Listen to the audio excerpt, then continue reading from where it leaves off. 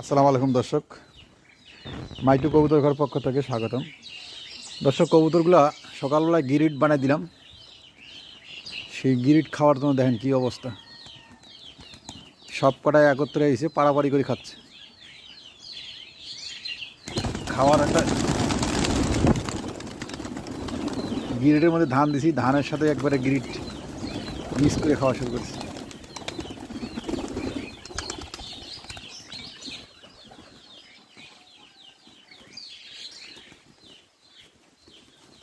মানে ধানও খাচ্ছে, গিরিটও খাচ্ছে। গিরিটটা অবশ্য খুব জরুরি, যে পোড়ামাটি কবুতর খাওয়াবেন, অবশ্যই কবুতর সুস্থ থাকবে, তেমন ট্রিটমেন্ট করতে হবে না।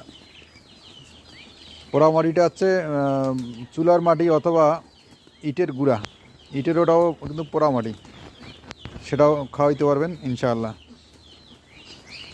তো দর্শক, এই পেস্টটা অবশ্য অনেকদিন